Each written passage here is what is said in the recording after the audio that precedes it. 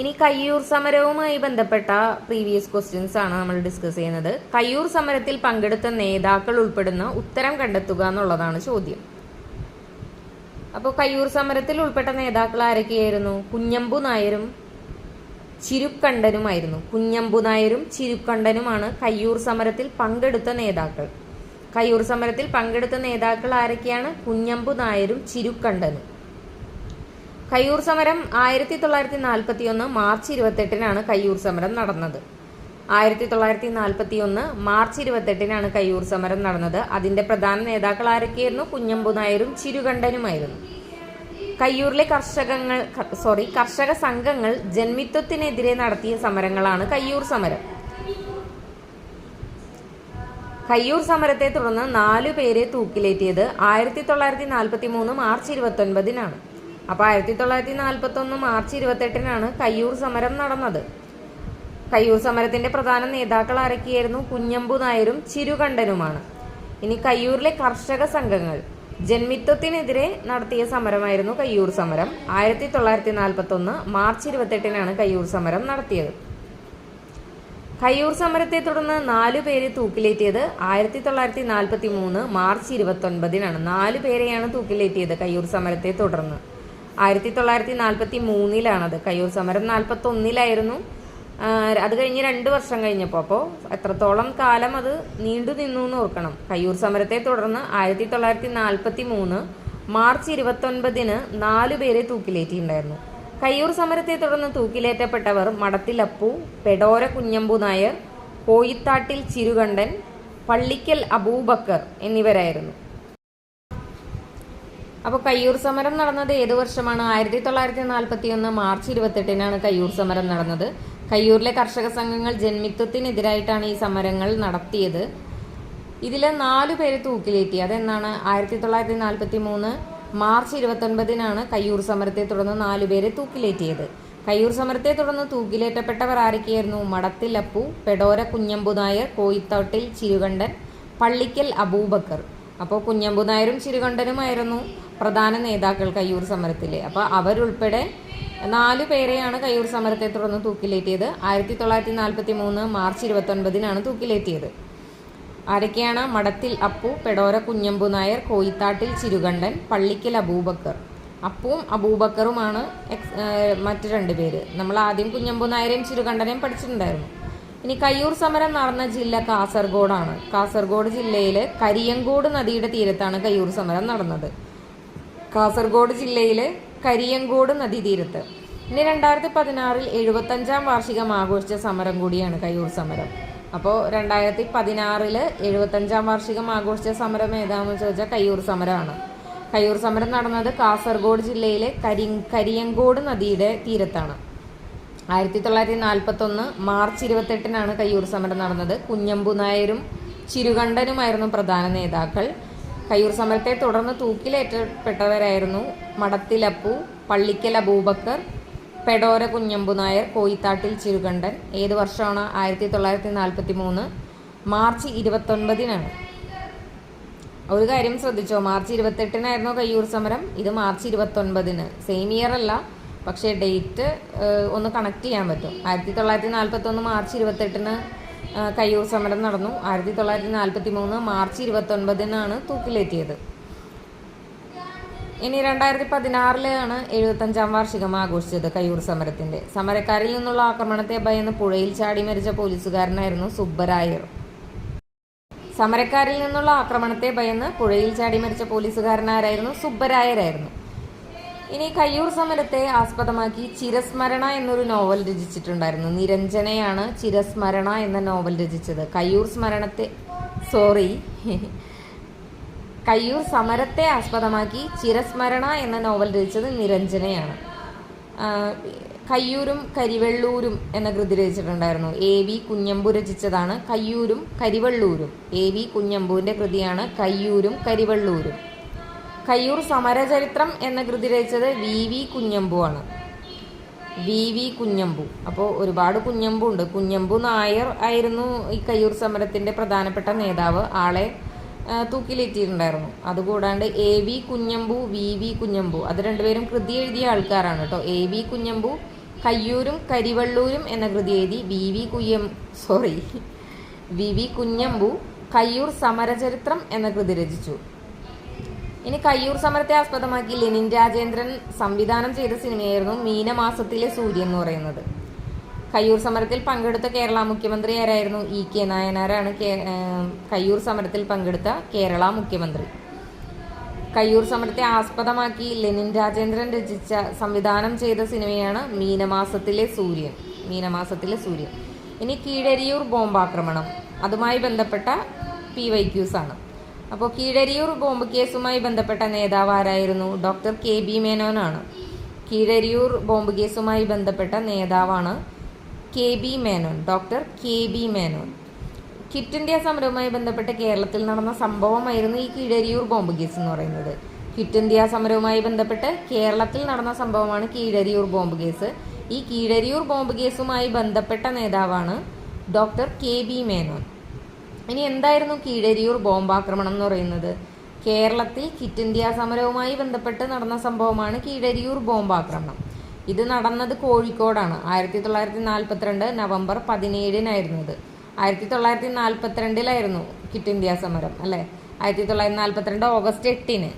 അപ്പോൾ 1942 നവംബർ 17-നാണ് കീഴരിയൂർ ബോംബാക്രമണം നടന്നത്. എവിടെ വെച്ചാണ്? കോഴിക്കോട് ജില്ലയിൽ വെച്ചിട്ടാണ്. കീഴരിയൂർ ബോംബ് കേസുമായി ബന്ധപ്പെട്ട അറസ്റ്റിലായ പ്രമുഖ വ്യക്തികളായിരുന്നു ഡോക്ടർ KB മേനോനും കുഞ്ഞിരാമ കിടാവും.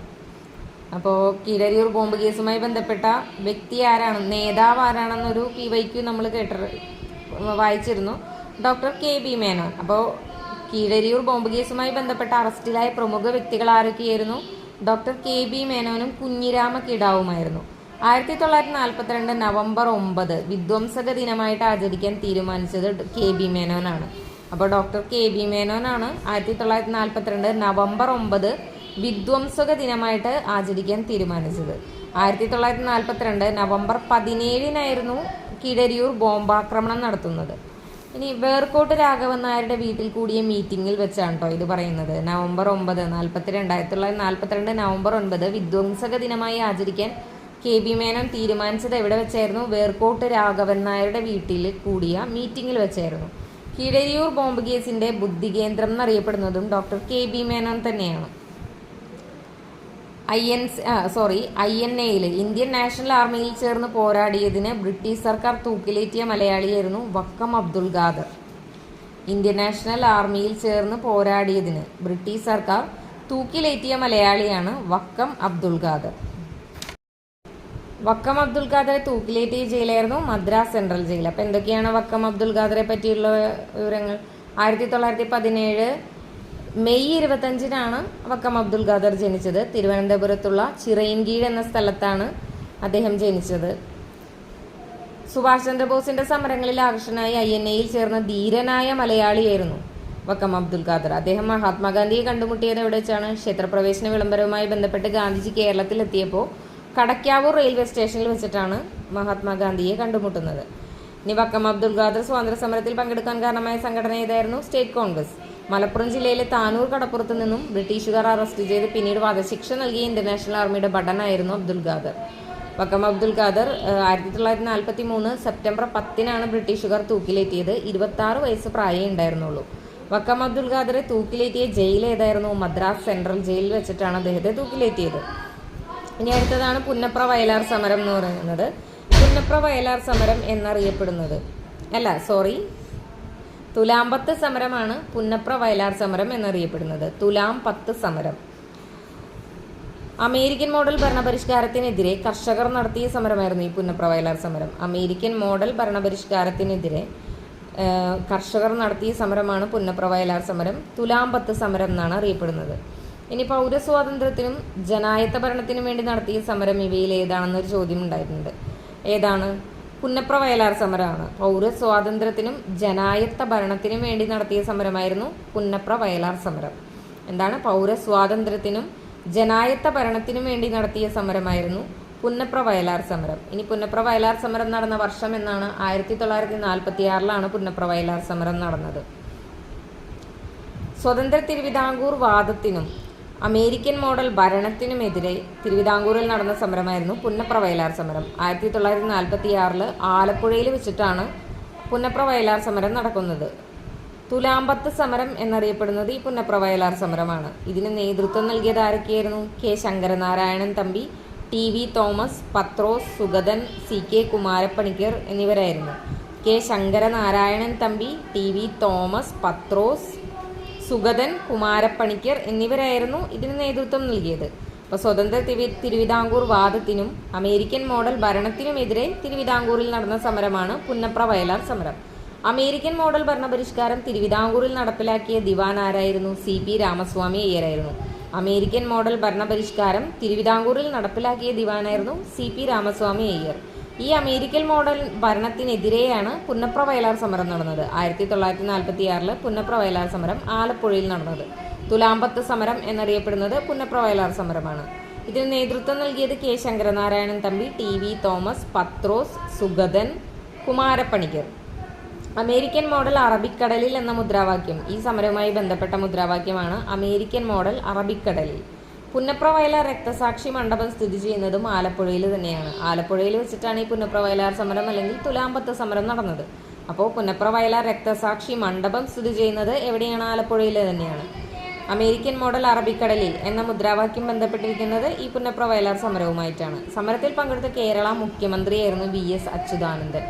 പുന്നപ്ര വയലാർ സമരത്തിൽ പങ്കെടുത്ത കേരള മുഖ്യമന്ത്രിയാണ് VS അച്യുതാനന്ദൻ. പുന്നപ്ര വയലാർ സമരത്തിന്റെ പശ്ചാത്തലത്തിൽ VK മോഹൻകുമാർ എഴുതിയ 2018 വയലാർ അവാർഡ് നേടിയ കൃതിയായിരുന്നു ഉഷ്ണരാശി കരപ്പുറത്തിന്റെ ഇതിഹാസം. ഉഷ്ണരാശി കരപ്പുറത്തിന്റെ ഇതിഹാസം. ഇപ്പോൾ പുന്നപ്ര വയലാർ സമരത്തിന്റെ പശ്ചാത്തലത്തിൽ VK മോഹൻകുമാർ എഴുതിയതായിരുന്നു 2018 വയലാർ അവാർഡ് നേടിയ ഉഷ്ണരാശി കരപ്പുറത്തിന്റെ ഇതിഹാസം. ഉഷ്ണരാശി കരപ്പുറത്തിന്റെ ഇതിഹാസം. മഹാജനസഭ 1938 രൂപീകരിച്ചത്. സമരത്തിൽ പങ്കെടുത്ത സംഘടനയാണ് ഈ മാഹി വിമോചന സമരത്തിൽ പങ്കെടുത്ത സംഘടനയാണ് മഹാജനസഭ. ഇത് രൂപീകരിച്ചത് 1938. അപ്പോൾ മാഹി വിമോചന സമരം നടന്നത് 1948. 1938 മഹാജനസഭ രൂപീകരിക്കുന്നത്. മഹാജനസഭയിലെ വിപ്ലവകാരികൾ ഫ്രഞ്ച് പതാക അഴിച്ചുമാറ്റി ഇന്ത്യൻ പതാക ഉയർത്തിയ വർഷം 1948 ഒക്ടോബർ 22. മഹാജനസഭ എന്ന 1938. അത് കഴിഞ്ഞ് 10 വർഷം കഴിയുമ്പോൾ, അതായത് മഹാജനസഭയിലെ വിപ്ലവകാരികൾ ഫ്രഞ്ച് പതാക അഴിച്ചുമാറ്റി ഇന്ത്യൻ പതാക ഉയർത്തി എന്നാണ് 1948 ഒക്ടോബർ 22. ഫ്രഞ്ച് വിമോചന സമരം അടിച്ചമർത്തിയത് എന്നാണ് 1948 ഒക്ടോബർ 28. ഫ്രഞ്ച് വിമോചന സമരം ഫ്രഞ്ചുകാർ വിമോചന സമരം അടിച്ചമർത്തിയത് 1948 ഒക്ടോബർ 28. ഫ്രഞ്ച് പതാക അഴിച്ചുമാറ്റി ഇന്ത്യൻ പതാക ഉയർത്തിയത് എന്നായിരുന്നു 1948 ഒക്ടോബർ 22. അപ്പോൾ ഫ്രഞ്ചുകാർ ഈ വിമോചന സമരം അടിച്ചമർത്തിയതെന്ന് 1948 ഒക്ടോബർ 28. ഒരു 6 ദിവസത്തെ ഗ്യാപ്പ് ഉണ്ടായുള്ളൂ. അതിന് മുമ്പ് അവർ അടിച്ചമർത്തി. ഇനി സമരക്കാർ മയ്യഴിയിലേക്ക് ബഹുജന മാർച്ച് നടത്തിയിട്ടുണ്ടായിരുന്നു. 1954 ജൂലൈ 14 സമരക്കാർ മയ്യഴിയിലേക്ക് ബഹുജന മാർച്ച് നടത്തിയതെന്നാണ് 1954 ജൂലൈ 14.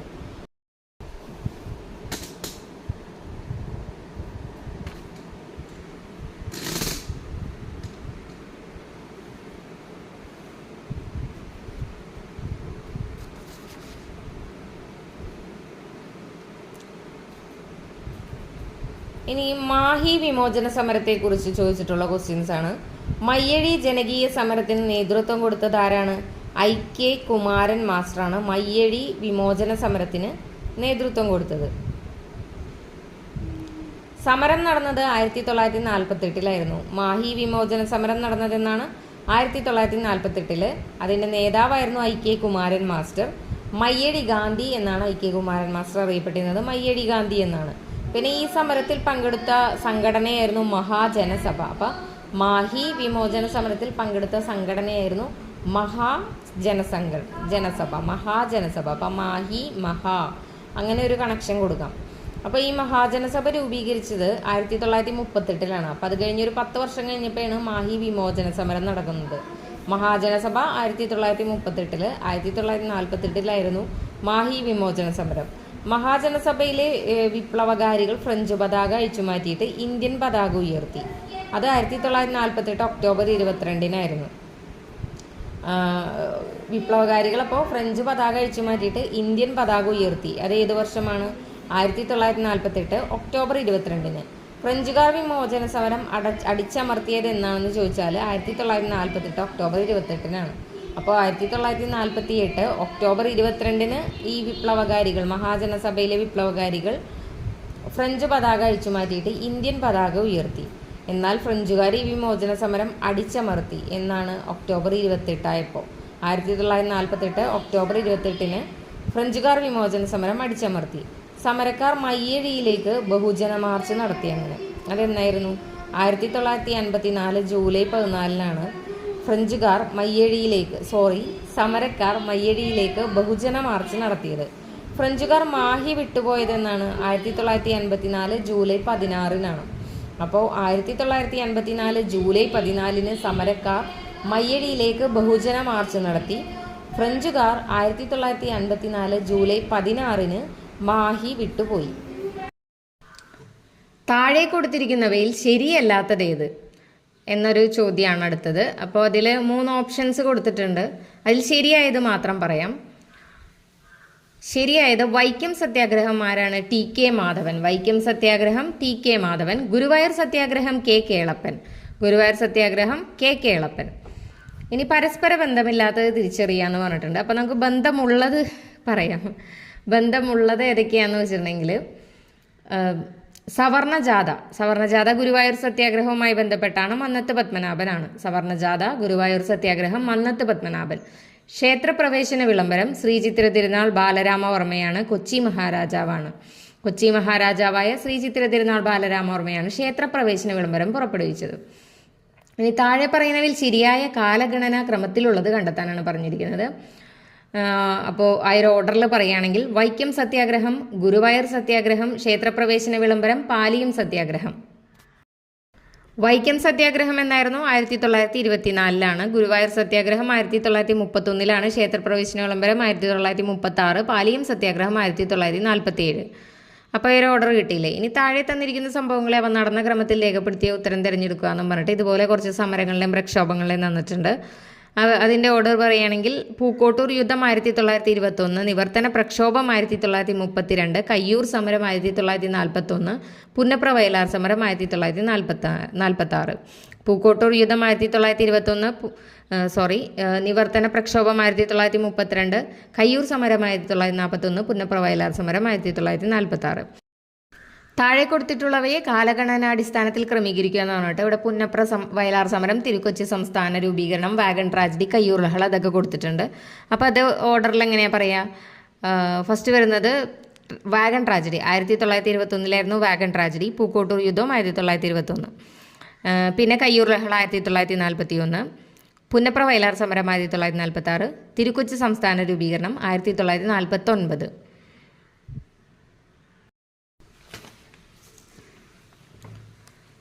ഇനി വിപ്ലവങ്ങളോ അവ നടന്ന വർഷങ്ങളോ ഒക്കെ കൊടുത്തിട്ടുണ്ട്. 1793, 1797-ലായിരുന്നു ഒന്നാം പഴശ്ശി വിപ്ലവം നടന്നത്. പഴശ്ശിരാജയാണ് നേതൃത്വം കൊടുത്തത്. 1793 മുതൽ 97 വരെയായിരുന്നു ഒന്നാം പഴശ്ശി വിപ്ലവം. പഴശ്ശിരാജയാണ് നേതൃത്വം കൊടുത്തത്. 1800 മുതൽ 1885 വരെയായിരുന്നു രണ്ടാം പഴശ്ശി വിപ്ലവം. അതും പഴശ്ശിരാജ തന്നെയാണ് നേതൃത്വം കൊടുത്തത് അല്ലേ. 1800 മുതൽ 1885 വരെയായിരുന്നു പഴശ്ശിരാജ നേതൃത്വം കൊടുത്ത രണ്ടാം പഴശ്ശി വിപ്ലവം. അപ്പോൾ ഒന്നാം പഴശ്ശി വിപ്ലവം 1793 മുതൽ 97 വരെ, രണ്ടാം പഴശ്ശി വിപ്ലവം 1800 മുതൽ 1885 വരെ. ഇനി കുണ്ടറ വിളംബരം വേലുത്തമ്പി ദളവയാണ് കുണ്ടറ വിളംബരം പുറപ്പെടുവിച്ചത്. 1809-ലാണ് കുണ്ടറ വിളംബരം. കുണ്ടറ വിളംബരം 1809, വേലുത്തമ്പി ദളവ. 1812-ലായിരുന്നു കുറിച്യ കലാപം. 1812 കുറിച്യ കലാപം. 1891-ലാണ് മലയാളി മെമ്മോറിയൽ ജി പി പിള്ളയാണ് നേതൃത്വം കൊടുത്തത്. 1891 Malayali memorial G P Pillai. 1896 Ezhava മെമ്മോറിയലായിരുന്നു doctor Palpu. 1896 Ezhava memorial doctor Palpu. 1917 തളിക്ഷേത്ര പ്രക്ഷോഭം നടന്നത് 1917. K P Kesavamenon, Manjeri Ramayyar, C Krishnan. K P Kesavamenon, Manjeri Ramayyar, C Krishnan എന്നിവരായിരുന്നു തളിക്ഷേത്ര പ്രക്ഷോഭം. 1917. 1919 പൗരസമത്വവാദ പ്രക്ഷോഭം T K Madhavan, N V Joseph, A J John. Madhavan ജോസഫിനും ജോണും മാധവൻ ജോസഫ് ജോൺ. പൗര സമത്വവാദ പ്രക്ഷോഭം 1919. 1921 വാഗൺ ട്രാജഡി നടന്നു. 1924 വൈക്കം സത്യാഗ്രഹം. ടി.കെ. മാധവനാണ് നേതൃത്വം കൊടുത്തത്. CV. Kunhiraman, K. Kelappan, K P. Kesava Menon എന്നിവരുണ്ടായിരുന്നു. 1926 Suchindram സത്യാഗ്രഹം. ശുചീന്ദ്രം സത്യാഗ്രഹം എന്നാണ് 1926. എം.ഇ. നായിഡു, എച്ച്. പെരുമാൾ പണിക്കർ, ഗാന്ധിദാസ്, പി.സി. താണുമാലയ പെരുമാൾ. അത് ജസ്റ്റ് അറിഞ്ഞിരുന്നാൽ മതി. 1931 ഗുരുവായൂർ സത്യാഗ്രഹം. കെ. കേളപ്പനും മന്നത്ത് പത്മനാഭനുമായിരുന്നു ഗുരുവായൂർ സത്യാഗ്രഹത്തിൻ്റെ നേതാക്കന്മാർ. 1931 ഗുരുവായൂർ സത്യാഗ്രഹം. കെ. കേളപ്പനും മന്നത്ത് പത്മനാഭനും. 1932 നിവർത്തന പ്രക്ഷോഭം. C. Kesavan, T. M. Varghese, N. V. Joseph, P. K. Kunju. C. Kesavan, T. M. Varghese, N. V. Joseph, P. K. Kunju. നിവർത്തന പ്രക്ഷോഭം 1932. 1936 വൈദ്യുതി പ്രക്ഷോഭം. എ. ആർ. മേനോനും ഇക്കണ്ട വാര്യരും ഇ. ഉണ്ണിയുമായിരുന്നു അതിൽ പങ്കെടുത്തത്. A. R. Menon, Ikkanda Variar, E. Unni. 1936 വൈദ്യുതി പ്രക്ഷോഭം.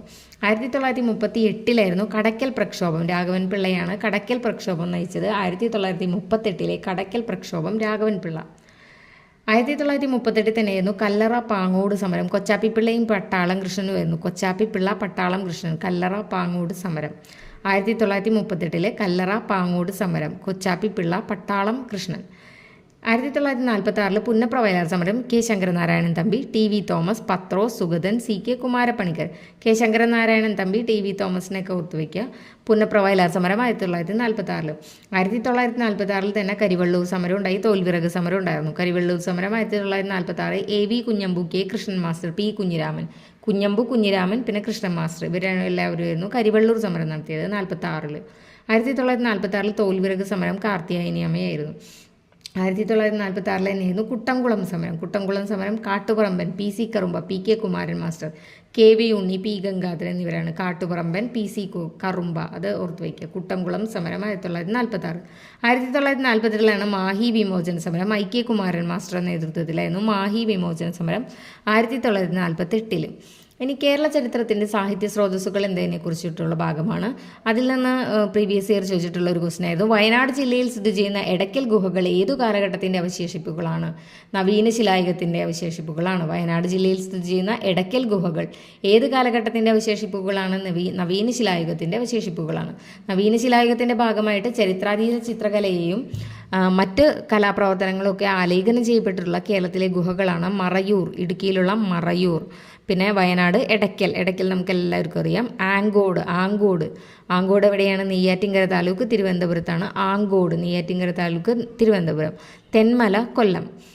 അപ്പോൾ നവീനശിലായുഗത്തിൻ്റെ ഭാഗമായിട്ടുള്ള ചരിത്രാതീത ചിത്രകലകളും മറ്റു കലാപ്രവർത്തനങ്ങളൊക്കെ ആലേഖനം ചെയ്യപ്പെട്ടിട്ടുള്ള കേരളത്തിലെ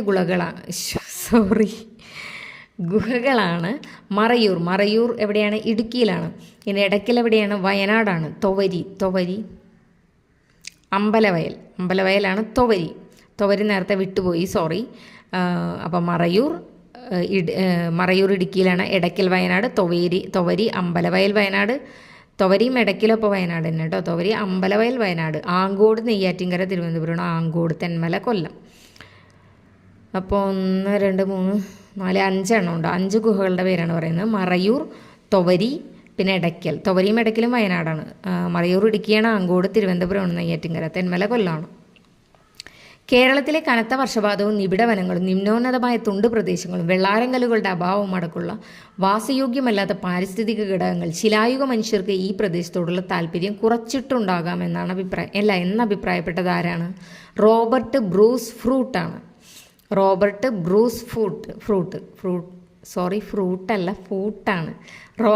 ബ്രൂസ് ഫൂട്ടാണ്.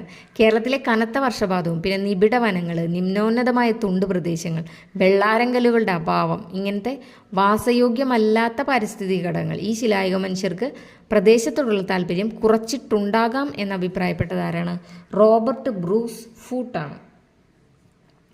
ഇന്ത്യയിൽ ചരിത്രാതീത കാലപഠനം ആരംഭിക്കുന്നത് 1863 ബ്രൂസ് ഫൂട്ട് മദ്രാസിലെ പല്ലവാരത്ത് പുരാതന ശിലായുഗായുധങ്ങൾ കണ്ടെത്തിയതോടുകൂടിയാണ് പ്രവർത്തനം. അപ്പോൾ ഈ ചരിത്രാതീത കാല പഠനം ആരംഭിക്കുന്നത് 1863 റോബർട്ട് ബ്രൂസ് ഫൂട്ട് മദ്രാസിലെ പല്ലവാരത്ത് പുരാതന ശിലായുഗ ആയുധങ്ങൾ കണ്ടെത്തിയതോടുകൂടിയാണ്. ഇനി പത്മനാഭൻ നമ്പി 1973 സൂക്ഷ്മ ശിലായുധങ്ങളും മധ്യശിലായുധങ്ങളും ഗുഹാചിത്രങ്ങളും കണ്ടെത്തിയത് എവിടെ നിന്നാണ്? ഇടുക്കിയിലുള്ള മറയൂരിൽ നിന്നാണ് പത്മനാഭൻ നമ്പി 1973 സൂക്ഷ്മശിലായുധങ്ങളും മധ്യശിലായുധങ്ങളും ഗുഹാചിത്രങ്ങളൊക്കെ കണ്ടെത്തിയത് ഇടുക്കിയിലെ മറയൂരിൽ നിന്ന്. ഇനി പി രാജേന്ദ്രൻ 1974 ഒരു പുരാതന ശിലായുഗ ഉപകരണം കണ്ടെത്തിയത് പാലക്കാട് ജില്ലയിലെ കാഞ്ഞിരമ്പുഴയിൽ നിന്നാണ്. പി രാജേന്ദ്രൻ എന്ന് പറഞ്ഞാൽ 1974 ഒരു പുരാതന ശിലായുഗ ഉപകരണം കണ്ടെത്തിയത്. നവീന ശിലായുഗ കോടാലികൾ കണ്ടെത്തിയത് എവിടെ നിന്നാണ്? താമരശ്ശേരി പൂതാടി പറമ്പിക്കുളം 75, 78, 83. 1989 പി രാജേന്ദ്രൻ നവീന ശിലായുഗത്തിലെ ഒരു കോടാലി കണ്ടെത്തിയിരുന്നു. മൺട്രോ തുരുത്തിൽ നിന്നാണ് പി രാജേന്ദ്രൻ നവീന ശിലായുഗത്തിലെ കോടാലി കണ്ടെത്തിയത്. മൺട്രോ തുരുത്തിൽ നിന്ന് 89 നിന്ന്. കല്ലട നദീതീര പ്രദേശമാണ് കൊല്ലം ജില്ലയിലുള്ള കല്ലട നദീതീര പ്രദേശം. 2008 സൂക്ഷ്മശിലായുധങ്ങൾ കണ്ടെത്തിയ പ്രദേശം ഏതാണ്? പാലക്കാട് ജില്ലയിലെ ആനക്കരയിലാണ്. 2008 സൂക്ഷ്മശിലായുധങ്ങളൊക്കെ കണ്ടെത്തിയത് എവിടെയാണ്? പാലക്കാട് ജില്ലയിലെ ആനക്കരയിലാണ്. വക്കം അബ്ദുൽ ഖാദർ. അപ്പോൾ വക്കം അബ്ദുൽ ഖാദർ ജനിച്ചത് 1917 മെയ് 25 വക്കം അബ്ദുൽ ഖാദർ ജനിച്ചത്. 1917 മെയ് 25 ചിറയിൻകീഴ് എന്ന് പറഞ്ഞ സ്ഥലത്താണ് ആൾ ജനിച്ചത്. തിരുവനന്തപുരത്തുള്ള ചിറയിൻകീഴ് എന്ന സ്ഥലത്താണ് വക്കം അബ്ദുൽ ഖാദർ ജനിച്ചത്. സുഭാഷ് ചന്ദ്രബോസിന്റെ സമരങ്ങളിൽ ആകൃഷ്ടനായി INA ചേർന്ന ധീരനായ മലയാളിയായിരുന്നു വക്കം അബ്ദുൽ ഖാദർ. സുഭാഷ് ചന്ദ്രബോസിന്റെ സമരങ്ങളിൽ ആകൃഷ്ടനായിട്ട് INA ചേർന്ന ധീരനായ മലയാളിയായിരുന്നു വക്കം അബ്ദുൽ ഖാദർ. വക്കം അബ്ദുൽ ഖാദർ മഹാത്മാഗാന്ധിയെ കണ്ടുമുട്ടിയത് കടക്കാവൂർ റെയിൽവേ സ്റ്റേഷനിൽ വെച്ചിട്ടാണ്. ക്ഷേത്രപ്രവേശന വിളംബര ഫലമായിട്ട് ഗാന്ധിജി കേരളത്തിലെത്തിയപ്പോഴാണ് കടക്കാവൂർ റെയിൽവേ സ്റ്റേഷനിൽ വെച്ചിട്ട് വക്കം അബ്ദുൽ ഖാദർ മഹാത്മാഗാന്ധിയെ കണ്ടുമുട്ടിയത്. അപ്പോൾ 1917 മെയ് 25 വക്കം അബ്ദുൽ ഖാദർ ജനിച്ചത്. ചിറയിൻകീഴ് എന്ന് പറഞ്ഞ സ്ഥലത്താണ്, തിരുവനന്തപുരത്തുള്ള ചിറയിൻകീഴ് എന്ന സ്ഥലത്താണ് വക്കം അബ്ദുൽ ഖാദർ ജനിച്ചത്. സുഭാഷ് ചന്ദ്രബോസിന്റെ സമരങ്ങളിൽ ആകൃഷ്ടനായിട്ട് INA ചേർന്ന ധീരനായ മലയാളിയായിരുന്നു വക്കം അബ്ദുൽ ഖാദർ. വക്കം അബ്ദുൽ ഖാദർ മഹാത്മാഗാന്ധിയെ കണ്ടുമുട്ടിയ സ്ഥലം ഏതാണ്? കടക്കാവൂർ റെയിൽവേ സ്റ്റേഷനിൽ വെച്ചിട്ടാണ് മഹാത്മാഗാന്ധിയെ കണ്ടുമുട്ടിയത്. കടക്കാവൂർ റെയിൽവേ സ്റ്റേഷൻ അതെപ്പോഴാണ്? ക്ഷേത്രപ്രവേശന വിളംബര ഫലമായിട്ട് ഗാന്ധിജി കേരളത്തിലെത്തിയപ്പോഴാണ് കടക്കാവൂർ റെയിൽവേ സ്റ്റേഷനിൽ വെച്ചിട്ട് വക്കം അബ്ദുൽ ഖാദർ ഗാന്ധിജിയെ കണ്ടുമുട്ടിയത്. വക്കം അബ്ദുൽ ഖാദർ സ്വാതന്ത്ര്യ സമരത്തിൽ പങ്കെടുക്കാൻ കാരണമായിട്ടുള്ള ഒരു സംഘടനയുണ്ട്, അതാണ് സ്റ്റേറ്റ് കോൺഗ്രസ്. വക്കം അബ്ദുൽ ഖാദർ സ്വാതന്ത്ര്യ സമരത്തിൽ പങ്കെടുക്കാൻ കാരണമായ സംഘടനയാണ് സ്റ്റേറ്റ് കോൺഗ്രസ്. മലപ്പുറം ജില്ലയിലെ താനൂർ കടപ്പുറത്ത് നിന്നും ബ്രിട്ടീഷുകാർ അറസ്റ്റ് ചെയ്ത് പിന്നീട് വധശിക്ഷ നൽകിയ ഇന്ത്യൻ നാഷണൽ ആർമിയുടെ ഭടനാണ് വക്കം അബ്ദുൽ ഖാദർ. 26-ാം വയസ്സിലാണ് ഇത് സംഭവിക്കുന്നത് കേട്ടോ. മലപ്പുറം ജില്ലയിലെ താനൂർ കടപ്പുറത്ത് നിന്നും ബ്രിട്ടീഷുകാർ അറസ്റ്റ് ചെയ്തിട്ട് പിന്നീട് വധശിക്ഷ നൽകിയ ഇന്ത്യൻ നാഷണൽ ആർമിയുടെ ഭടൻ ആരായിരുന്നു? വക്കം അബ്ദുൽ ഖാദറാണ്. ബ്രിട്ടീഷ് ഗവൺമെൻറ് ഇദ്ദേഹത്തെ തൂക്കിലേറ്റിയത് 1943 സെപ്റ്റംബർ 10 തൂക്കിലേറ്റിയത്. 26-ാം വയസ്സിൽ, അതായത് 1943 സെപ്റ്റംബർ 10 വക്കം അബ്ദുൽ ഖാദറിനെ തൂക്കിലേറ്റിയത്. മലപ്പുറം ജില്ലയിലെ താനൂർ കടപ്പുറത്ത് നിന്നും ബ്രിട്ടീഷുകാർ അറസ്റ്റ് ചെയ്തിട്ടാണ് വധശിക്ഷയ്ക്കായിട്ട് കൊണ്ടുപോകുന്നത്.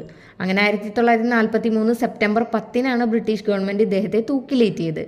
വക്കം അബ്ദുൽ ഖാദറെ തൂക്കിലേറ്റിയ ജയിൽ ഏതാണ്? മദ്രാസ് സെൻട്രൽ ജയിലാണ്. മദ്രാസ് സെൻട്രൽ ജയിലിൽ വെച്ചിട്ടാണ് അദ്ദേഹത്തിനെ തൂക്കിലേറ്റുന്നത്. ഇനി പുന്നപ്ര വയലാർ സമരം, തുലാം 10 സമരം എന്നറിയപ്പെടുന്നത് ഈ പുന്നപ്ര വയലാർ സമരത്തെയാണ്. തുലാം 10 സമരം എന്നറിയപ്പെടുന്നത് അമേരിക്കൻ മോഡൽ ഭരണപരിഷ്കാരത്തിനെതിരെ കർഷകർ നടത്തിയ സമരമാണ് ഈ പുന്നപ്ര വയലാർ സമരം. അമേരിക്കൻ മോഡൽ ഭരണപരിഷ്കാരത്തിനെതിരെ കർഷകർ നടത്തിയ സമരമാണ് പുന്നപ്ര വയലാർ സമരം.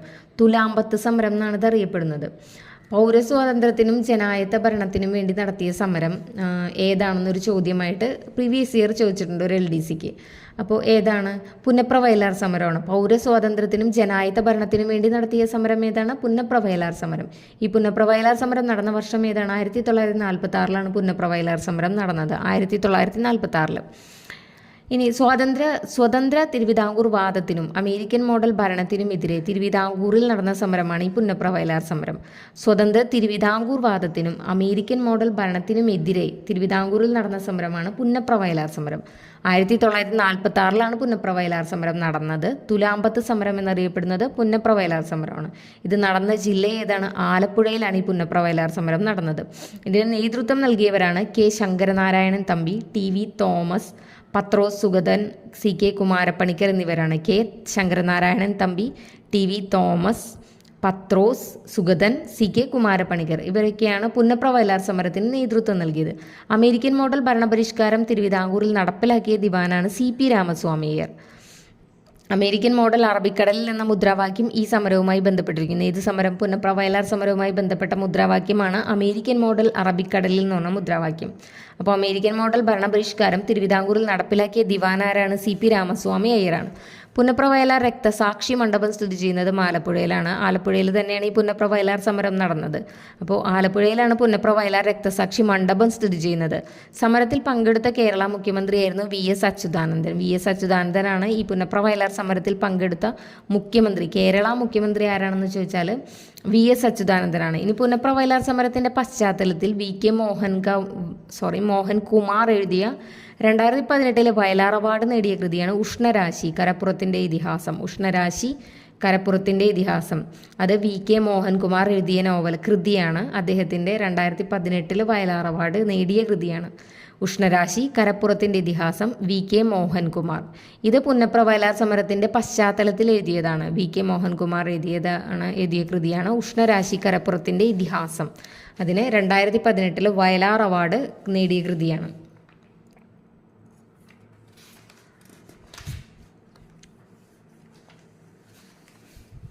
ഇനി തോൽവിറക് സമരം. തോൽവിറക് സമരം നടന്നത് എവിടെയാണ്? തോൽവിറക് സമരം നടന്നത് കാസർഗോഡ് ജില്ലയിലാണ്. തോൽവിറക് സമരം നടന്നത് കേട്ടോ. കാസർഗോഡ് ജില്ലയിലാണ് തോൽവിറക് സമരം നടന്നത്. വടക്കേ മലബാറിലെ ചീമേനി കാടുകളിൽ നിന്ന് ജനങ്ങൾ തോലും വിറകും സൗജന്യമായിട്ട് ശേഖരിച്ചിരുന്ന പരമ്പരാഗത സമ്പ്രദായത്തെ ഭൂവുടമകൾ എതിർത്തു.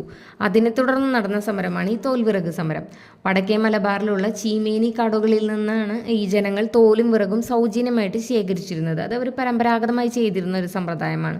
അപ്പോൾ ഇതിനെ ഭൂവുടമകൾ എതിർത്തതിനെ തുടർന്ന് നടന്ന സമരമാണ് ഈ തോൽവിറക് സമരം.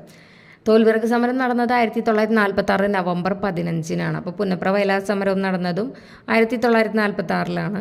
തോൽവിറക് സമരം നടന്നതും 1946-ലാണ്, നവംബർ 15-നാണ്.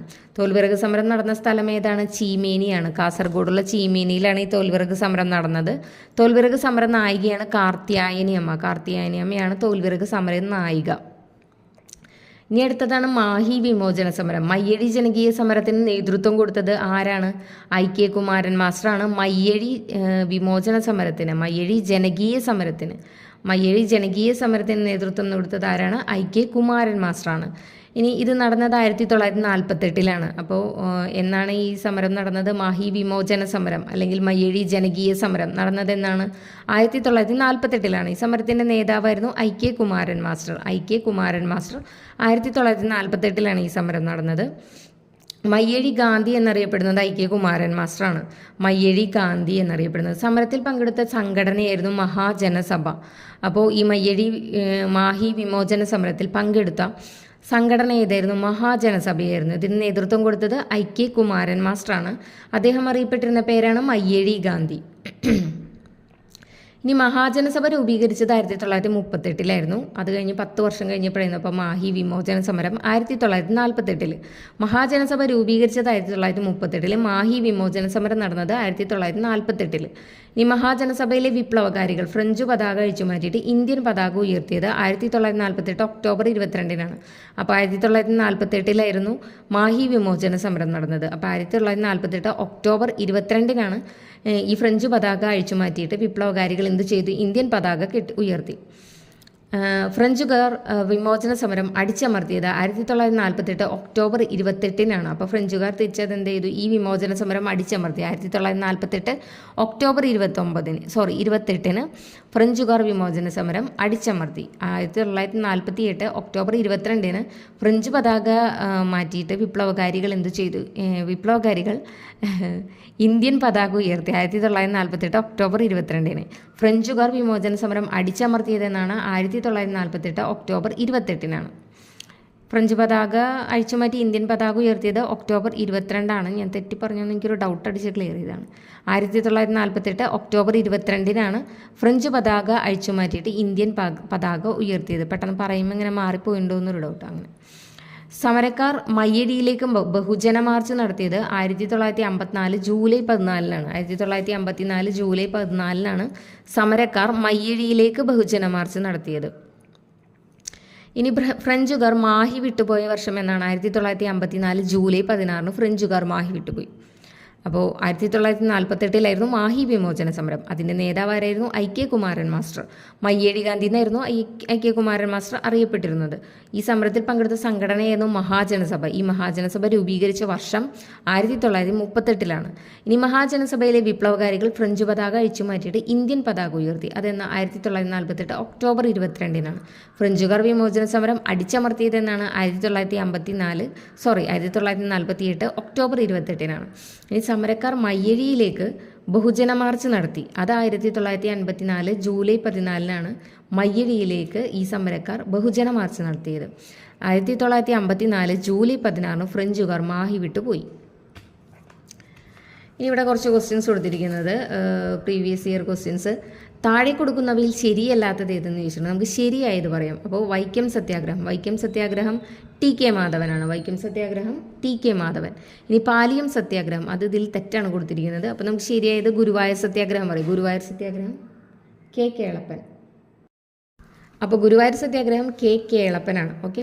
അപ്പോൾ വൈക്കം സത്യാഗ്രഹം ടി.കെ. മാധവൻ, ഗുരുവായൂർ സത്യാഗ്രഹം കെ കേളപ്പൻ. ഇനി പരസ്പര ബന്ധമില്ലാത്തത് തിരിച്ചറിയാൻ പറഞ്ഞിട്ടുണ്ട്. അപ്പം നമുക്ക് ഇത് തമ്മിൽ ബന്ധമുള്ള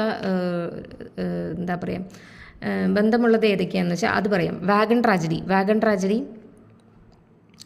അതിൽ തെറ്റാ കൊടുത്തിരിക്കുന്നത്. ശരിയായത് നമുക്ക് സവർണജാഥ ഗുരുവായൂർ സത്യാഗ്രഹത്തിനാണ്. മന്നത്ത് പത്മനാഭനാണ്. സവർണജാഥ ഗുരുവായൂർ സത്യാഗ്രഹം മന്നത്ത് പത്മനാഭൻ. ക്ഷേത്രപ്രവേശന വിളംബരം ശ്രീ ചിത്ര തിരുനാൾ ബാലരാമവർമ്മയാണ് പുറപ്പെടുവിച്ചത്. അദ്ദേഹം കൊച്ചി മഹാരാജാവായിരുന്നു. അപ്പോൾ ക്ഷേത്രപ്രവേശന വിളംബരം ശ്രീ ചിത്ര തിരുനാൾ ബാലരാമവർമ്മ, കൊച്ചി മഹാരാജാവ്. സവർണജാഥ ഗുരുവായൂർ സത്യാഗ്രഹം മന്നത്ത് പത്മനാഭൻ. ഇനി താഴെ പറയുന്നതിൽ ശരിയായ കാലഗണന ക്രമത്തിലുള്ളത് കണ്ടെത്തുക. അപ്പോൾ വൈക്കം സത്യാഗ്രഹം, ഗുരുവായൂർ സത്യാഗ്രഹം, ക്ഷേത്രപ്രവേശന വിളംബരം, പാലിയം സത്യാഗ്രഹം, അങ്ങനെ ഒരു ഓർഡറിലാണ് വരുന്നത്. വൈക്കം സത്യാഗ്രഹം 1924, ഗുരുവായൂർ സത്യാഗ്രഹം 1931, ക്ഷേത്രപ്രവേശന വിളംബരം 1936, പാലിയം സത്യാഗ്രഹം 1947. താഴെ തന്നിരിക്കുന്ന സംഭവങ്ങളെ അവ നടന്ന ക്രമത്തിൽ രേഖപ്പെടുത്തി ഉത്തരം തിരഞ്ഞെടുക്കുക എന്ന് എഴുതിയിട്ടുണ്ട്. അപ്പോൾ ഏതാണ് വരുന്നത്? പൂക്കോട്ടൂർ യുദ്ധമാണ് ഇതിൽ ആദ്യം വരുന്നത്. പൂക്കോട്ടൂർ യുദ്ധം 1921 പൂക്കോട്ടൂർ യുദ്ധം. നിവർത്തന പ്രക്ഷോഭം 1932. അപ്പോൾ പൂക്കോട്ടൂർ യുദ്ധം, നിവർത്തന പ്രക്ഷോഭം. കയ്യൂർ സമരം 1941 മാർച്ച് 28. ഡേറ്റ് ഒന്ന് ഓർത്ത് വയ്ക്കാൻ പറഞ്ഞാണ് കേട്ടോ. വർഷം മാത്രം പറയുകയാണെങ്കിൽ 1941 മാർച്ച് 28 കൂടെ ഓർത്ത് വയ്ക്കാം. കയ്യൂർ സമരം 1941 മാർച്ച് 28. പിന്നെ വരുന്നത് ഇതിൽ പുന്നപ്രവയലാർ സമരം, അത് 1946. അപ്പോൾ ഒരു ഓർഡറിൽ പറയുമ്പോൾ പൂക്കോട്ടൂർ യുദ്ധം, നിവർത്തന പ്രക്ഷോഭം, കയ്യൂർ സമരം, പുന്നപ്രവയലാർ സമരം. പൂക്കോട്ടൂർ യുദ്ധം 1921, നിവർത്തന പ്രക്ഷോഭം 1932, കയ്യൂർ സമരം 1941 മാർച്ച് 28, പുന്നപ്രവയലാർ സമരം 1946. ഇനി അതുപോലെ തന്നെ വേറൊരു ക്വസ്റ്റ്യൻ കൊടുത്തിട്ടുണ്ട്. താഴെ കൊടുത്തിട്ടുള്ളവയിൽ കാലഗണനാടിസ്ഥാനത്തിൽ ക്രമീകരിക്കുക എന്നുള്ളത്. അപ്പോൾ ഇതിൽ ഫസ്റ്റ് വരുന്നത് വാഗൺ ട്രാജഡി 1921 വാഗൺ ട്രാജഡി. 1921. പിന്നെ കയ്യൂർ ലഹള 1941 മാർച്ച് 28 കയ്യൂർ ലഹള.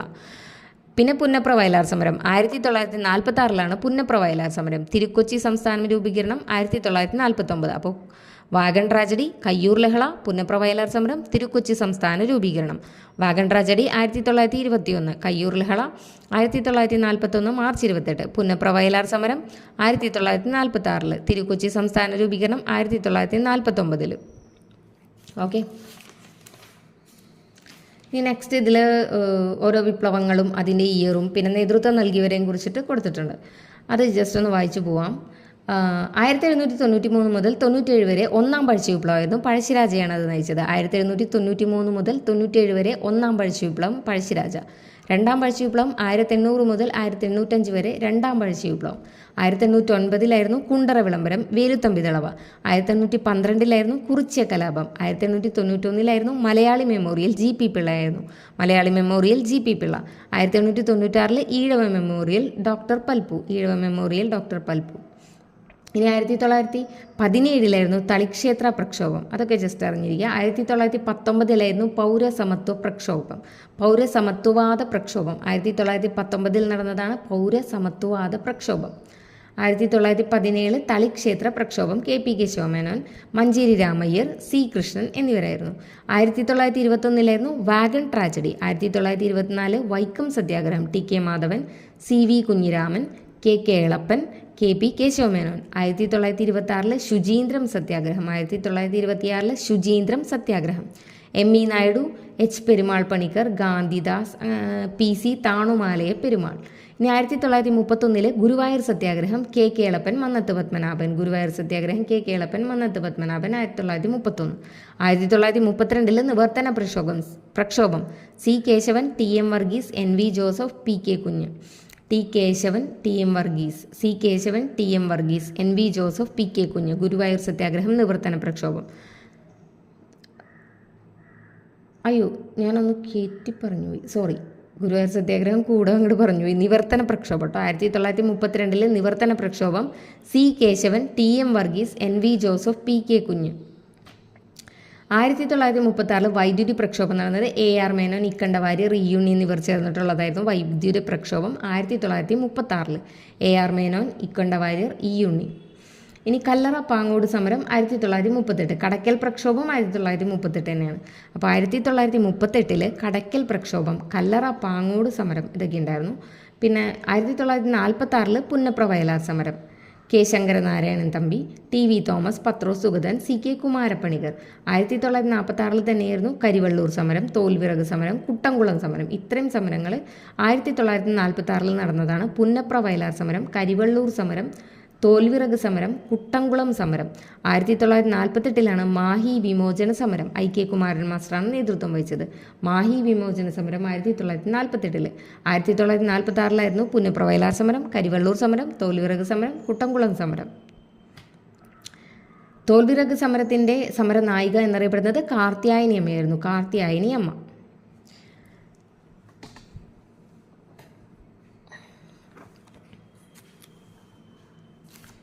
ഇനി അടുത്തത് കേരള ചരിത്രത്തിൻ്റെ സാഹിത്യ സ്രോതസ്സുകൾ. വയനാട് ജില്ലയിൽ സ്ഥിതി ചെയ്യുന്ന എടയ്ക്കൽ ഗുഹകൾ ഏത് കാലഘട്ടത്തിൻ്റെ അവശേഷിപ്പുകളാണ്? നവീന ശിലായുഗത്തിൻ്റെ ശേഷിപ്പുകളാണ്. വയനാട് ജില്ലയിൽ സ്ഥിതി ചെയ്യുന്ന എടയ്ക്കൽ ഗുഹകൾ ഏതു കാലഘട്ടത്തിൻ്റെ അവശേഷിപ്പുകളാണ്? നവീന ശിലായുഗത്തിൻ്റെ അവശേഷിപ്പുകളാണ്. നവീന ശിലായുഗത്തിൻ്റെ ഭാഗമായിട്ട് ചരിത്രാതീത ചിത്രകലയും മറ്റ് കലാപ്രവർത്തനവും ആലേഖനം ചെയ്യപ്പെട്ടുള്ള കേരളത്തിലെ ഗുഹകളാണ് മറയൂർ. ഇടുക്കിയിലുള്ള മറയൂറുണ്ട്. വയനാട് എടയ്ക്കൽ, വയനാട് തന്നെയുള്ളതാണ് തൊവരി, അമ്പലവയലിലുള്ളതാണ് തൊവരി. എടയ്ക്കലും തൊവരിയും വയനാടാണ് കേട്ടോ. തൊവരി, അമ്പലവയൽ, വയനാട്. ആങ്കോട് നെയ്യാറ്റിൻകര താലൂക്കിലാണ്. തിരുവനന്തപുരത്തുള്ള നെയ്യാറ്റിൻകര താലൂക്കിലാണ് ആങ്കോട്. തെന്മല, കൊല്ലം. അപ്പോൾ മറയൂർ ഇടുക്കിയെന്ന് നമുക്കറിയാം. എടയ്ക്കൽ വയനാട്, തൊവരിയും വയനാടാണ്, അമ്പലവയൽ. ആങ്കോട്, നെയ്യാറ്റിൻകര, തെന്മല, കൊല്ലം. ഇത്രയാണ് നവീന ശിലായുഗത്തിൻ്റെ ചരിത്രാതീത കാലങ്ങളും മറ്റ് കാലപ്രവർത്തനങ്ങളും എല്ലാം ആലേഖനം ചെയ്യപ്പെട്ടിട്ടുള്ള കേരളത്തിലെ ഗുഹകൾ. കേരളത്തിലെ കനത്ത വർഷപാതവും നിബിഡ വനങ്ങളും നിമ്നോന്നതമായ തുണ്ട് പ്രദേശങ്ങളും വെള്ളാരങ്കലുകളുടെ അഭാവവും അടക്കമുള്ള വാസയോഗ്യമല്ലാത്ത പാരിസ്ഥിതിക ഘടകങ്ങൾ ശിലായുഗ മനുഷ്യർക്ക് ഈ പ്രദേശത്തോടുള്ള താല്പര്യം കുറച്ചിട്ടുണ്ടാകാം എന്ന് അഭിപ്രായപ്പെട്ടത് റോബർട്ട് ബ്രൂസ് ഫ്രൂട്ടാണ്. Robert Bruce Foote. ബ്രൂ വന്നപ്പോൾ പെട്ടെന്ന് ഫ്രൂ ആയിപ്പോയി. അപ്പോൾ ബ്രൂസ് ഫൂട്ടാണ്.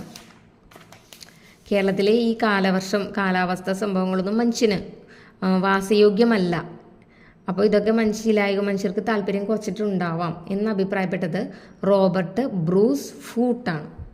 ഇന്ത്യയിൽ ചരിത്രാതീതകാല പഠനം ആരംഭിക്കുന്നത് 1863 റോബർട്ട് ബ്രൂസ് ഫൂട്ട് മദ്രാസിലെ പല്ലവാരത്ത് പുരാതന ശിലായുഗായുധങ്ങൾ കണ്ടെത്തിയതോടുകൂടിയാണ്.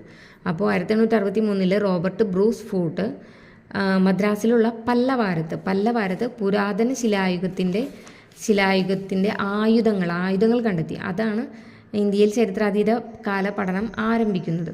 പത്മനാഭൻ തമ്പി 1973 സൂക്ഷ്മശിലായുധങ്ങളും മധ്യശിലായുഗങ്ങളും ഗുഹാചിത്രങ്ങളും കണ്ടെത്തിയത് ഇടുക്കിയിലെ മറയന്നൂരിൽ നിന്നാണ്. പത്മനാഭൻ തമ്പി 1973 സൂക്ഷ്മശിലായുധങ്ങൾ, മധ്യശിലായുഗങ്ങൾ, ഗുഹാചിത്രങ്ങൾ ഇതൊക്കെ കണ്ടെത്തിയത് ഇടുക്കിയിലെ മറയൂരിൽ നിന്നാണ്. ഇനി P രാജേന്ദ്രൻ 1974 ഒരു പുരാതന ശിലായുഗ ഉപകരണം കണ്ടെത്തിയിട്ടുണ്ടായിരുന്നു. അതാണ് പാലക്കാട് ജില്ലയിലെ കാഞ്ഞിരമ്പുഴയിൽ.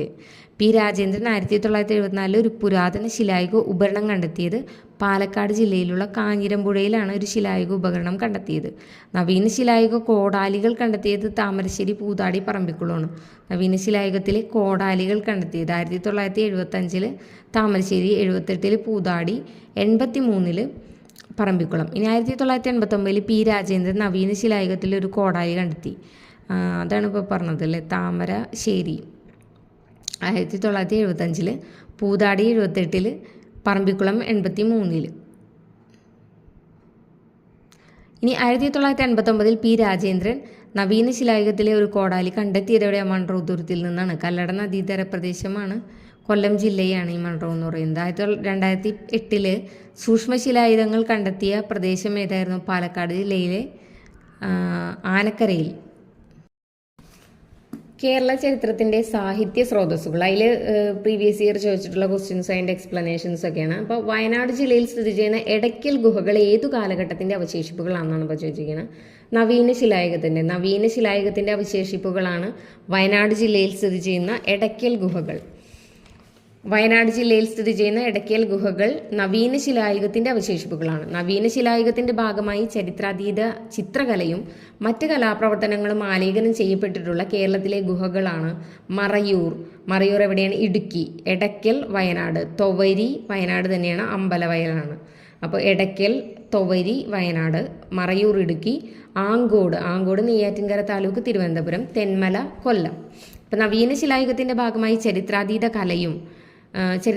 ചിത്രകലയും മറ്റ് കലാപ്രവർത്തനങ്ങളൊക്കെ ആലേഖനം ചെയ്യപ്പെട്ടിട്ടുള്ള കേരളത്തിലെ ഗുഹകളാണ് മറയൂർ ഇടുക്കി, എടയ്ക്കൽ വയനാട്, തൊവരി വയനാട്, അമ്പലവയലാണ് തൊവരി,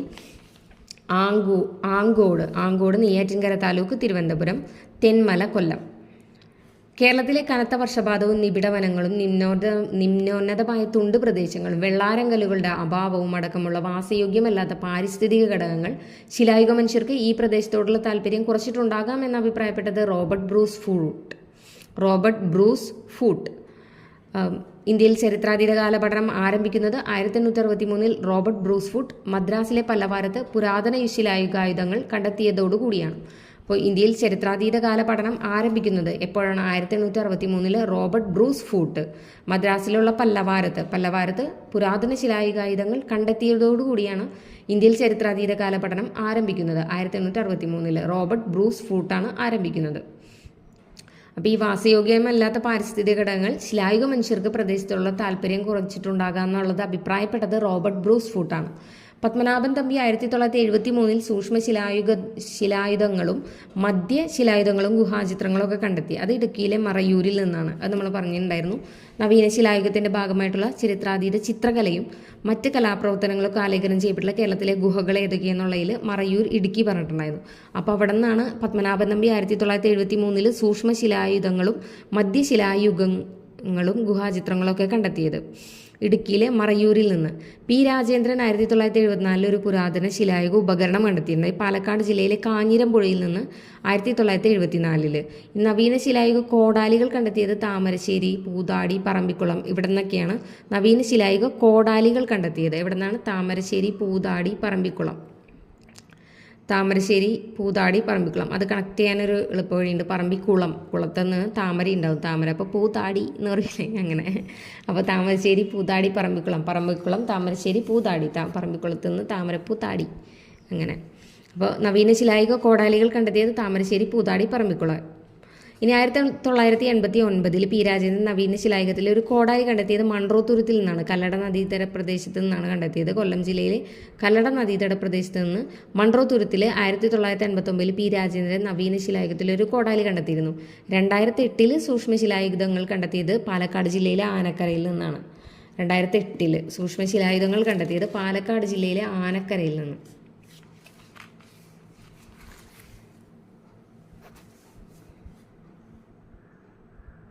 ഇനി കേരളത്തിലെ നാടുകളെക്കുറിച്ച് വിവരങ്ങൾ ലഭിക്കുന്നത് എന്തിൽ നിന്നാണ്? വട്ടെഴുത്ത് ലിഖിതം. വട്ടെഴുത്ത് ലിഖിതങ്ങളിൽ നിന്നാണ് കേരളത്തിലെ നാടുകളെക്കുറിച്ച് വിവരങ്ങൾ ലഭിക്കുന്നത്. വട്ടെഴുത്ത് ലിഖിതം കേരളത്തിൽ നിലവിലുണ്ടായിരുന്ന ഒരു പഴയകാല ലിപിയാണ് ഈ വട്ടെഴുത്ത് എന്ന് പറയുന്നത്. കേരളത്തിൽ കണ്ടെത്തിയ ശാസനങ്ങൾ എഴുതുവാൻ ഉപയോഗിച്ചിരിക്കുന്ന ഭാഷ ഈ വട്ടെഴുത്ത് ലിപിയിലുള്ള മലയാളമായിരുന്നു. അപ്പോൾ കേരളത്തിലെ നാടുകളെക്കുറിച്ച് വിവരങ്ങൾ ലഭിക്കുന്നത് ഈ വട്ടെഴുത്ത് ലിഖിതങ്ങളിൽ നിന്നാണ്. ഈ വട്ടെഴുത്ത് എന്ന് പറയുന്നത് കേരളത്തിൽ നിലവിലുണ്ടായിരുന്ന പഴയകാല ലിപിയാണ്. കേരളത്തിൽ കണ്ടെത്തിയ ശാസനങ്ങൾ എഴുതുവാൻ ഉപയോഗിച്ചിരിക്കുന്ന ഭാഷയാണ് ഈ വട്ടെഴുത്ത് ലിപിയിലുള്ള മലയാളം. ഇനി അശോകന്റെ ശാസനങ്ങളിൽ ഭൂരിഭാഗവും എഴുതപ്പെട്ട ലിപി ബ്രഹ്മി ലിപിയിലാണ്. അശോകന്റെ ശാസനങ്ങളിൽ ഭൂരിഭാഗവും എഴുതപ്പെട്ട ലിപിയാണ് ബ്രഹ്മി ലിപി. ഇന്ത്യയുടെ വടക്ക് പടിഞ്ഞാറ് പ്രദേശത്ത് കാണപ്പെട്ട ശാസനങ്ങൾ എഴുതിയിരിക്കുന്നത് ലിപി ഖരോഷ്ടി ലിപിയാണ്. ഇന്ത്യയുടെ വടക്ക് പടിഞ്ഞാറ് കാണപ്പെട്ട ശാസനങ്ങളൊക്കെ എഴുതിയിരിക്കുന്നത് ഖരോഷ്ടി ലിപിയിലാണ്. മെസപ്പൊട്ടോമിയക്കാരുടെ എഴുത്തുവിദ്യയാണ് ക്യൂണിഫോം ലിപി. മെസപ്പൊട്ടോമിയക്കാരുടെ എഴുത്തുലിപി ക്യൂണിഫോം ലിപി. അശോകന്റെ ശാസനങ്ങളിൽ ഭൂരിഭാഗവും എഴുതപ്പെട്ട ലിപി ബ്രഹ്മി ലിപിയാണ്. ഇന്ത്യയുടെ വടക്ക് പടിഞ്ഞാറ് കാണപ്പെട്ട ശാസനങ്ങൾ എഴുതപ്പെട്ട ലിപിയാണ് ഖരോഷ്ടി ലിപി. ഇനി മെസപ്പൊട്ടോമിയക്കാരുടെ എഴുത്തുവിദ്യ ക്യൂണിഫോം ലിപി. തരിസാപ്പള്ളി ലിഖിതം എഴുതി തയ്യാറാക്കിയത് അയ്യനടികൾ തിരുവടികളാണ്. തരിസാപ്പള്ളി ലിഖിതം എഴുതി തയ്യാറാക്കിയത് അയ്യനടികൾ തിരുവടികൾ. എന്താണ് തരിസാപ്പള്ളി ശാസനം നോക്കാം. കേരളത്തിലെ ക്രിസ്ത്യാനികളെ പറ്റി കൃത്യമായി രേഖപ്പെടുത്തിയിരിക്കുന്ന ആദ്യ ശാസനമാണ് ഈ തരിസാപ്പള്ളി ശാസനം. AD 849 കേരളത്തിൽ ക്രിസ്ത്യാനികളെ പറ്റി കൃത്യമായി രേഖപ്പെടുത്തിയിരിക്കുന്ന ആദ്യ ശാസനം. അത് AD 849 ഈ ശാസനം ഉണ്ടായിരുന്നത്. ഇനി കേരളത്തിലെ മുസ്ലിങ്ങളെക്കുറിച്ച് വിവരം നൽകുന്ന ഏറ്റവും പഴയ പ്രാചീന രേഖ കൂടിയാണ്. കേരളത്തിലെ മുസ്ലിങ്ങളെക്കുറിച്ച് വിവരം നൽകുന്ന ഏറ്റവും പഴയ പ്രാചീന രേഖ. കേരളത്തിലെ ക്രിസ്ത്യാനികളെ പറ്റി കൃത്യമായി രേഖപ്പെടുത്തിയിരിക്കുന്ന ആദ്യ ശാസനം AD 849. തരിസാപ്പള്ളി ശാസനം പുറപ്പെടുവിച്ചത് ആരാണ്? അയ്യനടികൾ തിരുവടികളാണ്. തരിസാപ്പള്ളി ശാസനം പുറപ്പെടുവിച്ചത് അയ്യനടികൾ തിരുവടികൾ. ഇനി തരിസാപ്പള്ളി ശാസനം പുറപ്പെടുവിക്കുമ്പോൾ കുലശേഖര രാജാവായിരുന്നത് സ്ഥാണു രവിവർമ്മയാണ്. സ്ഥാണു രവിവർമ്മ. പെരുമാൾ രാജാവായ സ്ഥാണു രവിയുടെ 5ാമത്തെ ഭരണവർഷത്തിൽ വേണാട് നാടുവാഴിയായ അയ്യനടികൾ തിരുവടികൾ കൊല്ലം നഗരത്തിലെ തരിസാപ്പള്ളിക്ക് ഭൂമി ദാനം കൊടുത്തതിൻ്റെ വിവരങ്ങൾ രേഖപ്പെടുത്തിയിരിക്കുന്ന ശാസനമാണ് ഈ തരിസാപ്പള്ളി ശാസനം. അപ്പോൾ പെരുമാൾ രാജാവായിരുന്നു സ്ഥാണു രവി. പെരുമാൾ രാജാവായ സ്ഥാണു രവിയുടെ 5ാമത്തെ ഭരണവർഷത്തിൽ വേണാട് നാടുവാഴിയായിരുന്നു അയ്യനടികൾ തിരുവടികൾ. വേണാട് നാടുവാഴിയായ അയ്യനടികൾ തിരുവടികൾ കൊല്ലം നഗരത്തിലെ തരിസാപ്പള്ളിക്ക് ഭൂമി ദാനം കൊടുത്തതിൻ്റെ വിവരങ്ങൾ രേഖപ്പെടുത്തിയിരിക്കുന്ന ശാസനമാണ് ഈ തരിസാപ്പള്ളി ശാസനം. അതിൽ കേരളത്തിലെ ക്രിസ്ത്യാനികളെ പറ്റി കൃത്യമായി രേഖപ്പെടുത്തിയിട്ടുണ്ട്. AD 849 പിന്നെ കേരളത്തിലെ മുസ്ലിങ്ങളെക്കുറിച്ച് വിവരം നൽകുന്ന ഏറ്റവും പഴയ പ്രാചീന രേഖയാണ്. ഓക്കെ. തരിസാപ്പള്ളി ശാസനം പുറപ്പെടുവിച്ചത് അയ്യനടികൾ തിരുവടികൾ. തരിസാപ്പള്ളി ശാസനം പുറപ്പെടുവിക്കുമ്പോൾ കുലശേഖര രാജാവായിരുന്നത് സ്ഥാണു രവിവർമ്മ. കൃത്യമായ തീയതി നിശ്ചയിക്കാൻ കഴിഞ്ഞിട്ടുള്ള കേരളത്തിലെ ആദ്യ ശാസനമാണ് തരിസാപ്പള്ളി ശാസനം. കൃത്യമായ തീയതി നിശ്ചയിക്കാൻ കഴിഞ്ഞിട്ടുള്ള കേരളത്തിലെ ആദ്യ ശാസനം തരിസാപ്പള്ളി ശാസനം. കേരളത്തിലെ കച്ചവട സംഘമായ അഞ്ചുവണ്ണം, മണിഗ്രാമം ഇവയെക്കുറിച്ചൊക്കെ പരാമർശിക്കുന്ന ശാസനമാണ് തരിസാപ്പള്ളി ശാസനം. അഞ്ചുവണ്ണം, മണിഗ്രാമം കേരളത്തിലെ കച്ചവട സംഘങ്ങളായിരുന്നു അഞ്ചുവണ്ണം, മണിഗ്രാമം. ഇനി തരിസാപ്പള്ളി ശാസനം ഇപ്പോൾ സൂക്ഷിച്ചിരിക്കുന്നത് കോട്ടയത്തുള്ളൊരു സിറിയൻ ക്രിസ്ത്യൻ പള്ളിയിലാണ്. കോട്ടയത്തെ സിറിയൻ ക്രിസ്ത്യൻ പള്ളിയിലാണ് ഈ തരിസാപ്പള്ളി ശാസനം ഇപ്പോൾ സൂക്ഷിച്ചിരിക്കുന്നത്. കോട്ടയം ചെപ്പേട്, സ്ഥാണു രവി ശാസനം എന്നീ പേരുകളിലൊക്കെ അറിയപ്പെടുന്ന ശാസനമാണ് ഈ തരിസാപ്പള്ളി ശാസനം. കോട്ടയം ചെപ്പേട് എന്നറിയപ്പെടുന്നു. സ്ഥാണു രവി ശാസനം, സ്ഥാണു രവിവർമ്മയുടെ കാലത്താണല്ലോ ഈ ശാസനം പുറപ്പെടുവിക്കുന്നത്. അപ്പോൾ സ്ഥാണു രവി ശാസനം, പിന്നെ കോട്ടയം ചെപ്പേട്, അതായത് കോട്ടയത്തുള്ള സിറിയൻ ക്രിസ്ത്യൻ പള്ളിയിലാണ് ഇതിപ്പോൾ സൂക്ഷിച്ചിരിക്കുന്നത്. അപ്പോൾ കോട്ടയം ചെപ്പേട്, സ്ഥാണു രവി ശാസനം എന്നീ പേരുകളിൽ അറിയപ്പെടുന്ന ശാസനമാണ് തരിസാപ്പള്ളി ശാസനം. തരിസാപ്പള്ളി ശാസനവുമായി ബന്ധപ്പെട്ട സിറിയൻ ക്രിസ്ത്യാനി നേതാവായിരുന്നു മാർ സാപിർ ഈസോ. തരിസാപ്പള്ളി ശാസനവുമായി ബന്ധപ്പെട്ട സിറിയൻ ക്രിസ്ത്യാനി നേതാവ് മാർ സാപിർ ഈസോ. ഇനി പ്രധാനപ്പെട്ട ശാസനങ്ങളാണ് കേട്ടോ. വാഴപ്പള്ളി ശാസനം. വാഴപ്പള്ളി ശാസനം ആരായിരുന്നു? രാജശേഖര വർമ്മനാണ്. വാഴപ്പള്ളി ശാസനം വർമ്മൻ. വാഴപ്പള്ളി വർമ്മൻ, രാജശേഖര വർമ്മൻ. തരിസാപ്പള്ളി ശാസനം അയ്യനടികൾ തിരുവടികൾ. പാലിയം ശാസനം വിക്രമാദിത്യ വരഗുണനാണ്. പാലിയം ശാസനം വിക്രമാദിത്യ വരഗുണൻ. മാമ്പള്ളി ശാസനം ശ്രീ വല്ലഭൻ കോത. മാമ്പഴം നിൽക്കുമ്പോൾ നമുക്ക് ഭയങ്കര കൊതിയാണല്ലോ. അപ്പം മാമ്പള്ളി ശാസനം ശ്രീ വല്ലഭൻ കോത. പാലിയം ശാസനം വിക്രമാദിത്യ വരഗുണൻ. ജൂതശാസനം ഭാസ്കരവർമ്മയാണ്. ജൂതശാസനം ഭാസ്കരവർമ്മ. തിരുനെല്ലി ശാസനം ഭാസ്കര രവിവർമ്മ. ഒരു കാര്യം പറയാണ്ട്, ജൂതശാസനം ഭാസ്കര രവിവർമ്മ ഒന്നാമൻ കേട്ടോ. ജൂതശാസനം ഭാസ്കര രവിവർമ്മ ഒന്നാമനാണ്. തിരുനെല്ലി ശാസനമാണ് ഭാസ്കര രവിവർമ്മ. മണലിക്കര ശാസനം രവി കേരളവർമ്മനാണ്. മണലിക്കര ശാസനം രവി കേരളവർമ്മൻ. തിരുവതി ശാസനം വീരരാമവർമ്മയാണ്. തിരുവതി ശാസനം വീരരാമവർമ്മ. തിരുവതി വീരരാമവർമ്മ. ചോക്കൂർ ശാസനം ഗോദരവിവർമ്മയാണ്. ചോക്കൂർ ശാസനം ഗോദരവിവർമ്മ. ഹജൂർ ശാസനം കരുനന്ദടക്കനാണ്. ഹജൂർ ശാസനം കരുനന്ദടക്കൻ. അപ്പോൾ പ്രധാനപ്പെട്ട ശാസനങ്ങളൊക്കെയാണ്. വാഴപ്പള്ളി ശാസനം രാജശേഖരവർമ്മൻ. വാഴപ്പള്ളി വർമ്മൻ. തരിസാപ്പള്ളി ശാസനം അയ്യനടികൾ തിരുവടികൾ. പാലിയം ശാസനം വിക്രമാദിത്യ വരഗുണൻ. മാമ്പള്ളി ശാസനം ശ്രീവല്ലഭൻ കോത. മാമ്പഴത്തിന് കൊതിയാണ്. ശ്രീവല്ലഭൻ കോത. ജൂതശാസനം ഭാസ്കര രവിവർമ്മ ഒന്നാമനാണ്. ജൂതശാസനം ഭാസ്കര രവിവർമ്മ ഒന്നാമൻ. തിരുനെല്ലി ശാസനം ഭാസ്കര രവിവർമ്മ. മണലിക്കര ശാസനം രവി കേരളവർമ്മയാണ്. മണലിക്കര ശാസനം രവി കേരളവർമ്മ. തിരുവതി ശാസനം വീരരാമവർമ്മയാണ്. തിരുവതി ശാസനം വീരരാമവർമ്മ. ചോക്കൂർ ശാസനം ഗോദരവിവർമ്മ. ഹജൂർ ശാസനം കരുനന്ദടക്കൻ. ഈ 11-ാം നൂറ്റാണ്ടിൽ രചിക്കപ്പെട്ട ഈ ഗ്രന്ഥം ഇന്ത്യയിൽ തന്നെ ഒരു പ്രധാനപ്പെട്ട വംശീയ വലിയ ഗ്രന്ഥമാണ് എന്ന് ചോദിച്ചിട്ടുണ്ട്. അത് ചോദിച്ചിട്ടുള്ള ഒരു ക്വസ്റ്റ്യനാണ്. ഏതാണ്? മൂഷകവംശ മഹാകാവ്യമാണ്. 11-ാം നൂറ്റാണ്ടിൽ രചിക്കപ്പെട്ടതാണ് മൂഷകവംശ മഹാകാവ്യം. ഈ ഗ്രന്ഥം ഇന്ത്യയിൽ തന്നെ ഒരു പ്രധാനപ്പെട്ട വംശീയ വലിയ ചരിതമാണെന്ന് പറഞ്ഞിട്ടുണ്ട്. ഇന്ത്യയിൽ തന്നെ പ്രധാനപ്പെട്ട ഒരു വംശീയ വലിയ ചരിതമാണ്. 11-ാം നൂറ്റാണ്ടിലാണ് രചിക്കപ്പെട്ടത്. ഏതാണ്? മൂഷകവംശ മഹാകാവ്യം. നെക്സ്റ്റ് ഒരു PYQ ക്വസ്റ്റ്യനാണ്. ശരിയായ ജോഡി കണ്ടെത്തുക എന്നുള്ളത്.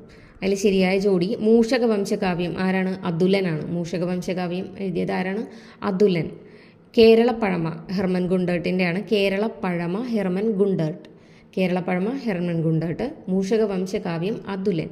ഇനി ചരിത്രപരമായി പ്രാധാന്യം അർഹിക്കുന്ന ആദ്യത്തെ കേരളീയ കൃതിയാണ് മൂഷകവംശകാവ്യം, അല്ലെങ്കിൽ മൂഷകവംശം എന്നറിയപ്പെടും. ചരിത്രപരമായിട്ട് പ്രാധാന്യം അർഹിക്കുന്ന ആദ്യത്തെ കേരളീയ കൃതിയാണ് മൂഷകവംശകാവ്യം അല്ലെങ്കിൽ മൂഷകവംശം. ഈ മൂഷകവംശ മഹാകാവ്യം ആരെഴുതിയത്? അതുലനാണ്. 11-ാം നൂറ്റാണ്ടിലാണ്.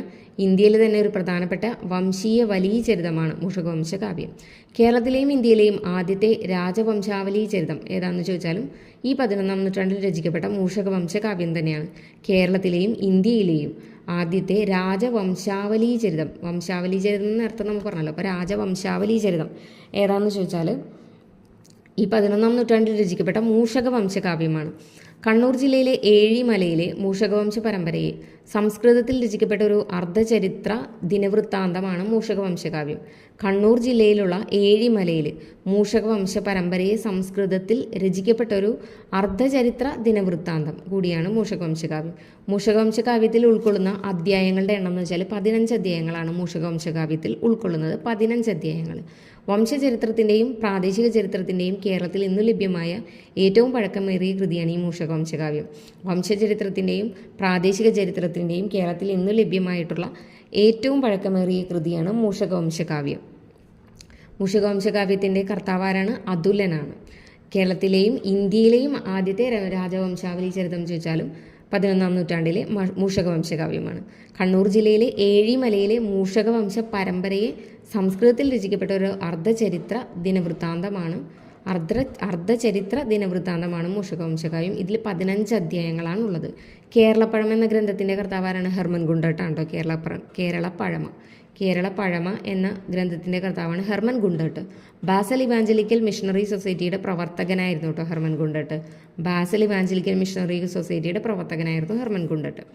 മധ്യകാല കേരളത്തിൻ്റെ രാഷ്ട്രീയ, സാമൂഹ്യ, സാമ്പത്തിക ചരിത്രം പ്രതിപാദിക്കുന്ന കൃതിയാണ് തൂഫത്തുൽ മുജാഹിദീൻ. മധ്യകാല കേരളം ഉണ്ടല്ലോ, മധ്യകാല കേരളത്തിൻ്റെ രാഷ്ട്രീയമായിട്ടും സാമൂഹ്യ സാമ്പത്തികമായിട്ടുള്ള ചരിത്രം പ്രതിപാദിക്കുന്ന കൃതിയാണ് തൂഫത്തുൽ മുജാഹിദീൻ. അത് രചിച്ചത് ഷെയ്ഖ് സൈനുദ്ദീനാണ് തൂഫത്തുൽ മുജാഹിദീൻ രചിച്ചത്.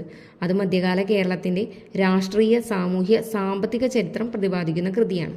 കേരള സിംഹം രചിച്ചതാരാണ്? സർദാർ KM പണിക്കരാണ്. കേരള സിംഹം സർദാർ KM പണിക്കർ. ഇനി സംഘസാഹിത്യമാണ്. സംഘസാഹിത്യം എന്ന് വെച്ചാൽ കേരളത്തിൻ്റെ രാഷ്ട്രീയ ചരിത്രത്തിൽ ചേര രാജാക്കന്മാരുടെ പ്രാധാന്യം വ്യക്തമാക്കുന്ന പ്രധാനപ്പെട്ട ചരിത്ര സ്രോതസ്സുകളിൽ ഒന്നാണ് ഏത്?